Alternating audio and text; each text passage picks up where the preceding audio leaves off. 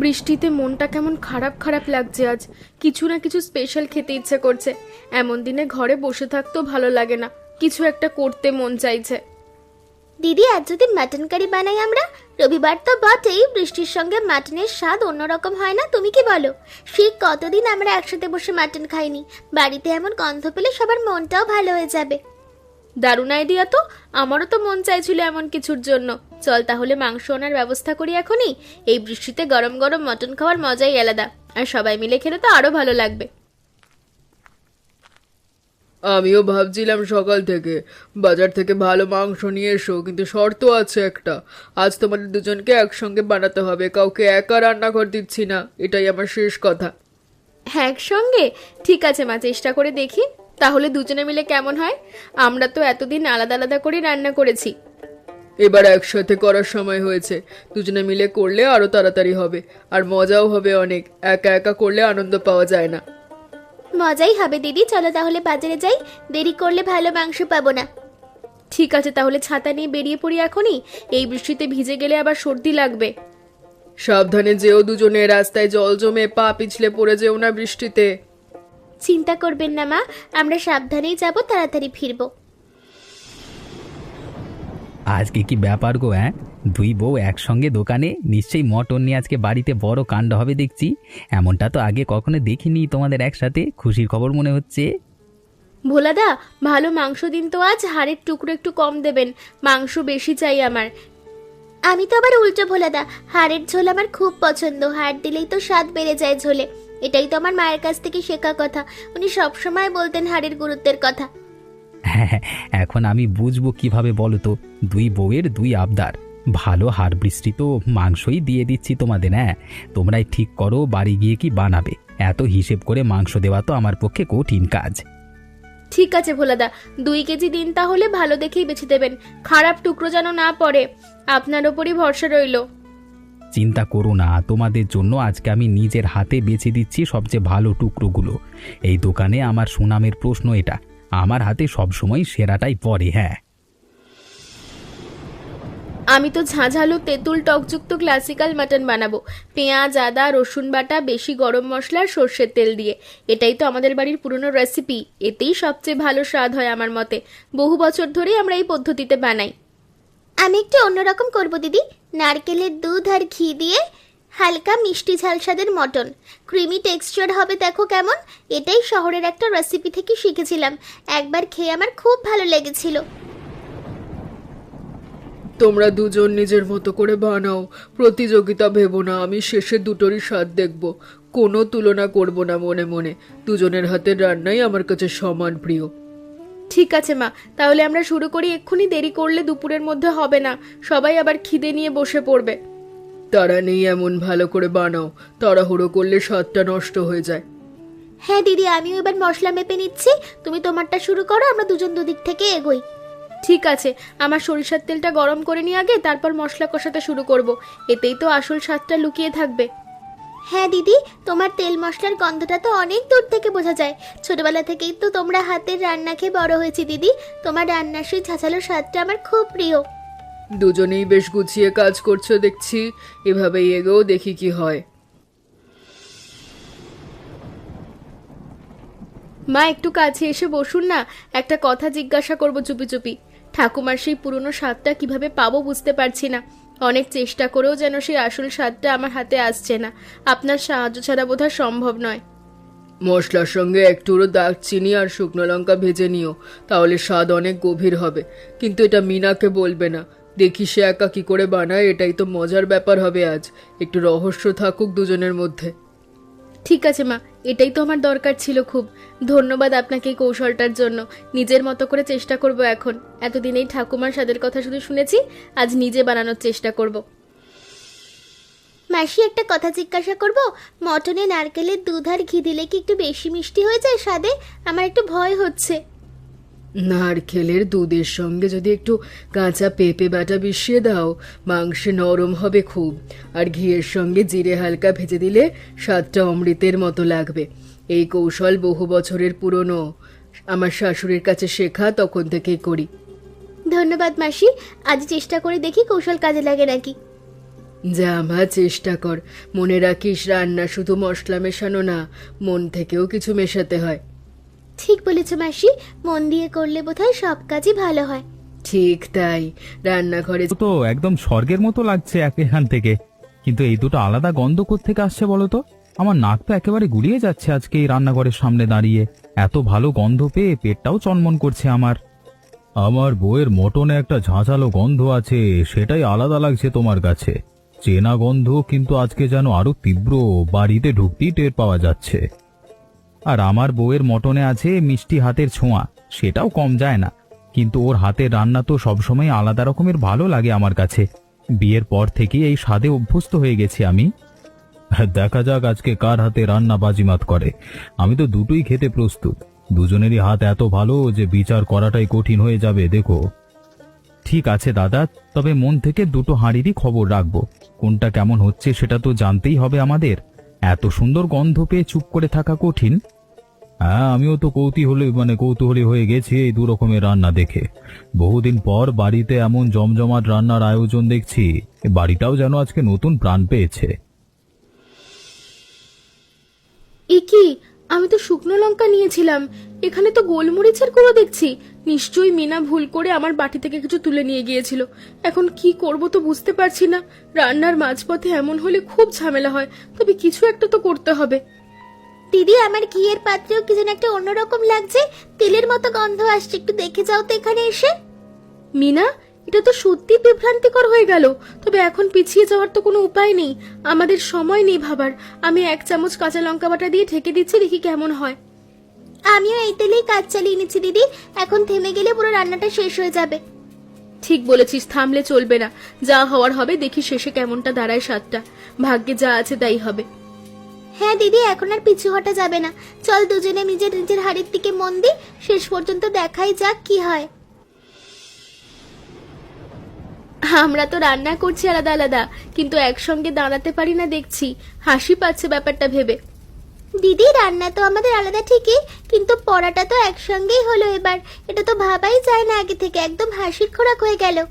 সত্যি তো। চল এবার জানলাটা বন্ধ করে ফেলি, নইলে পুরো রান্নাঘরটাই ভেসে যাবে বৃষ্টিতে। দেরি করলে মেঝেটাও ভিজে যাবে সব। তাড়াতাড়ি হাত লাগাতে হবে। ঠিক আছে দিদি, তুমি ওদিকটা ধরো, আমি এদিকটা বন্ধ করছি।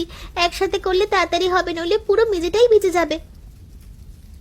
এই বৃষ্টিতে তো মনে হচ্ছে পুরো বাড়িটাই ভাসিয়ে দেবে আজ। এত জোরে কখনো পড়েনি। সত্যি দিদি, তবে ভালোই হলো। এই বৃষ্টির জন্যই তো আজ আমরা মাটন বানানোর কথা ভাবলাম। ঠিক বলেছিস, এই বৃষ্টিটাই যেন আজ আমাদের একসাথে আনার উপলক্ষ হয়ে দাঁড়িয়েছে। সত্যিই তাই দিদি, নইলে আমরা তো এইভাবে একসাথে থাকা রান্নাঘরে দাঁড়িয়ে হাসাহাসি করতাম না হয়তো। এ কি, এত ভালো লাগছে কেন আজ? মাংসটা কি নরম হয়েছে? এমন তো কখনো হয়নি। আমার হাতে স্বাদটাও কেমন গভীর লাগছে। আমি তো শুধু সর্ষের তেল আর মশলাই দিয়েছিলাম, তাহলে এই বাড়তি স্বাদটা কোত্থেকে এলো বুঝতে পারছি না তো।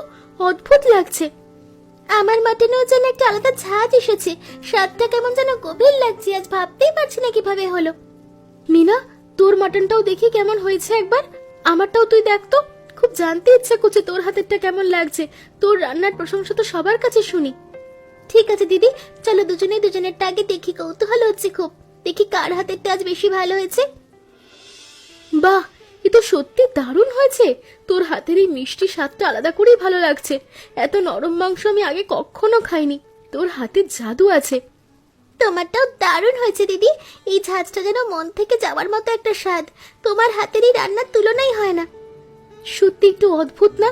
দুজনের যেন আজ একটু বাড়তি হয়ে গেছে সবকিছু, কিন্তু বুঝতেই পারছি না কি কারণ। হয়তো এই বৃষ্টির জাদুই কিছু করেছে আজ দিদি, নইলে এমন কেন হবে? একটু ধৈর্য ধরো তোমরা, আমি ভালো করে স্বাদটা বুঝি আগে, তারপর বলছি কি মনে হচ্ছে। একটু ধৈর্য ধরো তোমরা, আমি ভালো করে স্বাদটা বুঝি আগে, তারপর বলছি কি মনে হচ্ছে। নিশ্চয়ই মা, আপনার মতামতই তো সবচেয়ে দরকারি আমাদের কাছে। নিন, সময় করে ভালো করে দেখুন। ও, এই ঝালের মধ্যে একটা স্বাদ আছে, ঠিক আমার মায়ের হাতের মটনের মতো লাগছে। এত বছর আমি এই স্বাদটা একটুও ভুলিনি। চোখ বন্ধ করলে যেন মায়ের রান্নাটা মনে পড়ছে। সত্যি মা, এ তো নতুন কিছু চেষ্টা করিনি, তাহলে তো স্বাদ এলো কিভাবে? আমি তো শুধু আপনার শেখানো দারুচিনি আর শুকনো লঙ্কার কৌশলটাই ব্যবহার করেছিলাম। আর এই হাঁড়িটায় আছে আমার ননদের হাতের গন্ধ, একদম হুবহু। তোমরা জানো আমার মা আর গৌরীর মা দুজনেই ছিলেন রক্তের বোন, কিন্তু ওদের রেসিপি ছিল আলাদা। সত্যি মা, এত বছর ধরে এই পরিবারের থেকে এই কথাটা শুনিনি আমি। আপনি তো আগে বলেননি। সময় হয়নি বলার মতো, কিন্তু আজ এই মটনের স্বাদ যেন পুরো গল্পটাই মনে করিয়ে দিল। রক্তের বোন ছিলেন মা? আমরা তো কখনোই জানতাম না এই কথা। এত বছরের এই পরিবারের থেকেই গল্পটা আমাদের অজানা। ওরা কখনো জানতো না যে একে অপরের স্বাদ মিশে গেলে আসল জাদু তৈরি হয়। তোমরা ঠিক আজ সেই কাজটাই করেছো। এটা তো সত্যি অবাক করার মতো ব্যাপার মা। আমরা তো কেউ জানতামই না এই ব্যাপারটা, এই যোগসূত্রের কথা। এই বাড়িতে এসেছি 3 বছর হয়ে গেল, কখনো শুনিনি। এই বাড়ির প্রতি এখনো একটা আলাদা টান অনুভব করছি। সত্যি মা, ভাবতেই অবাক লাগছে আমাদের অজান্তে এত বড় একটা গল্প লুকিয়েছে রান্নার পেছনে। এই যে দেখো, জীবনটাই এমন, কখনো কখনো ভুল থেকেই সবকিছু সুন্দর হয়।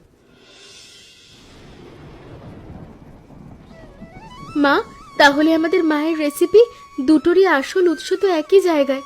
এই অ্যালবামটা দেখেই আমার চোখে জল আসছে। আমরা তো ছোটবেলা থেকেই যমজ বোন, কিন্তু আজ বুঝলাম আমাদের রান্নার মধ্যেও মায়ের শেখানো সেই স্বাদটা লুকিয়ে রয়েছে। আমাদের রান্নার স্বাদ তো একই হবে। কথাটা জানার পর সবকিছু কেমন যেন অন্যরকম লাগছে। এখন মনটাও হালকা লাগছে। আমাদের সবার জন্য এটা একটা শিক্ষা হয়ে থাকবে। পরিবার মানে শুধু একসঙ্গে থাকা না, শেখরের সঙ্গে যে একসাথে থাকা যায় সেটাই আজ প্রমাণ হলো। এই কথাটা জানার পর থেকে মনে হচ্ছে আমাদের সম্পর্কটা নতুন করে গড়ে উঠলো আজ। আগে যেমন একটু দূরত্ব ছিল, সেটা যেন নিমিষে মুছে গেল। আমাদের দুটো আলাদা হাঁড়ি একসঙ্গে মিশিয়ে ফেলি না কেন মিনা? যেহেতু ঐতিহ্য আর পূর্বপুরুষ এক, তাই ঝোলও এক হয়ে যায়। এটাই তো সবচেয়ে সুন্দর হবে এখন। এই সিদ্ধান্তটা নিতে আমরা একটু দ্বিধা হচ্ছে না। দাজি দিদি, চল দুজনে মিলে অংশটা নিয়ে একটা বড় হাঁড়িতে ঢেলে দিই। একসঙ্গে আরেকটু ফুটিয়ে নি, তাহলে এতে দুটো স্বাদই মিলেমিশে সুন্দরভাবে হবে। ঠিক আছে, তুই তোর হাঁড়িটা নিয়ে আয়, আমি বড় হাঁড়িটা ধুয়ে রাখছি এখনই। ভালো করে ধুয়ে নিলে তবেই তো দুটো স্বাদ সুন্দরভাবে মিশবে। নিয়ে আসছি দিদি। এই মুহূর্তটার জন্য তো সারাদিন সব পরিশ্রমে সার্থক মনে হচ্ছে। এত কষ্ট করে রান্না করেছি বলেই তো আজকের এই ফলাফলটা পেলাম। সত্যি তাই, আজকের এই দিনটা যেন আমাদের দুজনের কাছে একটা বিশেষ দিন। ঠিক বলেছ দিদি। চল এবার 2 হাঁড়ি মিলে এক করে ফেলি, দেখি কেমন হয় শেষ ফলাফল। তুমি তোমার হাঁড়িটা নিয়ে এসো, আমি বড় পাত্রটা রেডি করছি এখানে। এই মুহূর্তের জন্য অপেক্ষা করছিলাম।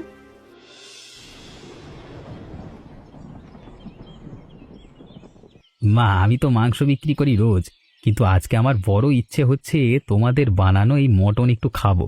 টাকা দিতেও রাজি আছি আমি। গন্ধটাই এমন যা থাকতে পারলাম না দোকানে, দোকান বন্ধ করি চলে এলাম দৌড়ে। ভোলাদা, আপনি না এলে তো আমরা নিজেরাই আপনাকে ডাকতাম। আপনার জন্যই তো এই মাটনটা সম্ভব হয়েছে আজ। বসুন আরাম করে। হ্যাঁ ও মা, এই মটন তো একদম প্রেমের মতো লাগছে। একটু ঝাঁঝ, একটু মিষ্টি, আর পুরোটাই যেন ভালোবাসা মাখানো। জীবনে এমন স্বাদ খুব কমই খেয়েছি আমি। এই মটনের কথা তো সারা জীবন মনে থাকবে। ধন্যবাদ ভোলাদা, আপনার এই কথা শুনে সত্যিই ভালো লাগলো আমাদের দুজনের। এতটা প্রশংসা পাবো তো ভাবিনি প্রথম চেষ্টায়। বলা, এখন থেকে আমাদের জন্য তুই বাছা বাছা মাংসই রাখবি, কারণ এই মাটন এখন এই বাড়ির বিশেষ পদ। এ তোমার সৌভাগ্য মা, তোমাদের বাড়ির জন্য সবসময় সেরাটাই আলাদা করে রাখবো, আমি কথা দিলাম। ধন্যবাদ ভোলাদা, আপনার এই সহযোগিতা ছাড়া আজকের এই মাটনটা সম্ভবই হতো না আমাদের পক্ষে। আরে না না, এতে ধন্যবাদের কি আছে? তোমরা তো নিজেদের হাতের জাদু দিয়েই এই স্বাদ তৈরি করেছো। আমি শুধু মাংসটাই দিয়েছি মাত্র, বাকি সব কৃতিত্ব তোমাদের দুজনের।